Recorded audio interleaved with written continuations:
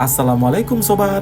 Saat ini kita akan memasuki kawasan wisata sejarah Taman Sari, Yogyakarta, sebuah situs peninggalan kekeratonan sejak tahun 1758 berupa taman, kolam pemandian, gapura, dan lain-lain.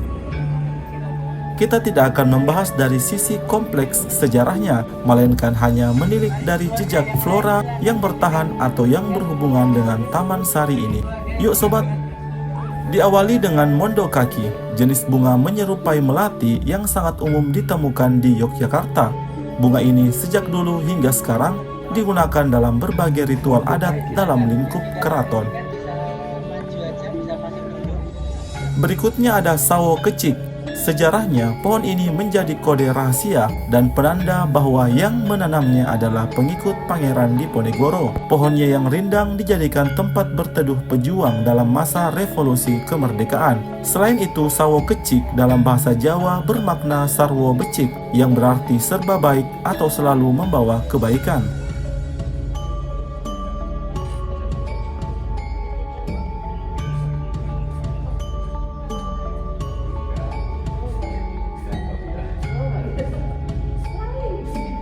Masuk lebih dalam, di area Taman Sari kita akan menemukan tanaman berikutnya.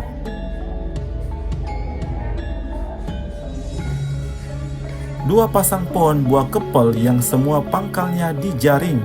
Ini ada alasannya ya sobat, agar pengunjung tidak mengusik buahnya, sebab pohon ini cenderung sensitif. Sejarahnya, buah kepel adalah buah kesukaan putri-putri keraton, karena buahnya bisa mengharumkan keringat mereka dan menyamarkan bau pesing dari air seni.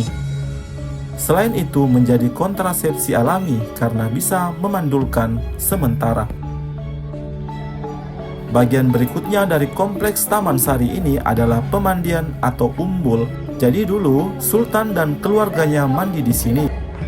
Sebenarnya Taman Sari disebut pula Istana Air karena bukan hanya ada pemandian di sini, namun ada pula kanal air, telaga atau danau buatan, serta sungai yang mengelilingi kompleks taman. Luas sekali.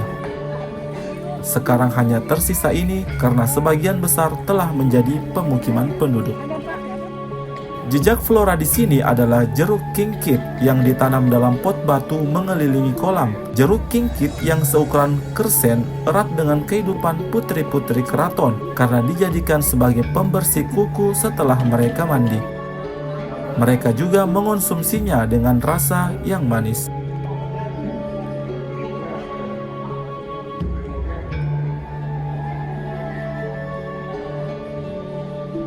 Bagian berikutnya dari Taman Sari ini adalah gapura yang terlihat menarik di ujung sana.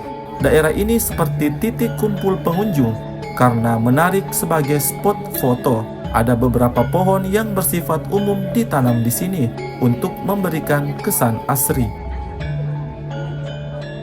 Beberapa ekor ayam kate dipelihara guna memberikan sedikit identitas sejarah kalau Keraton Yogyakarta menggemari ayam kate, bahkan dibuatkan khusus kontes ayam kate hias dalam lingkup keraton. Flora selanjutnya adalah bunga Wahyu Tumurun yang menjadi inspirasi motif batik yang terkenal dan sering dipakai oleh keluarga kerajaan. Ada pula bunga Nusa Indah Putih, salah satu jenis bunga yang juga lumrah kita temukan di tepi-tepi jalan jika mengunjungi Yogyakarta. Ada satu lagi flora identik dengan kompleks Taman Sari ini, yakni bunga kenanga. Bunga yang harum dan menjadi salah satu dari 7 kembang setaman, tumbuh di daerah bernama Pulau Kenanga, yakni pulau di tengah danau buatan. Hanya saja sekarang telah tergusur pemukiman. Sisa-sisanya bisa dilihat di belakang Pasar Ngasem tak jauh dari sini.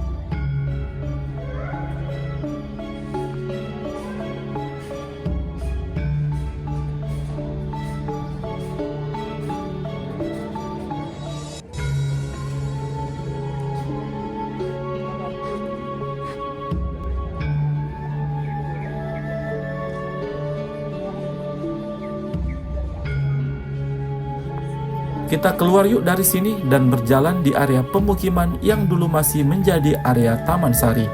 Penduduk menanam tanaman hias dan tanaman obat, sehingga terlihat hijau sepanjang gang. Biar ketimbang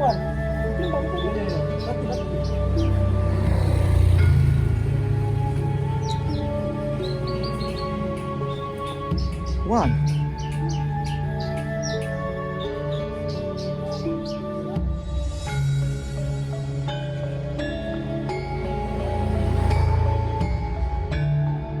Dan berhubung bertepatan dengan satu suro, terlihat warga menghiasi rumah mereka dengan bunga imitasi sehingga terlihat meriah.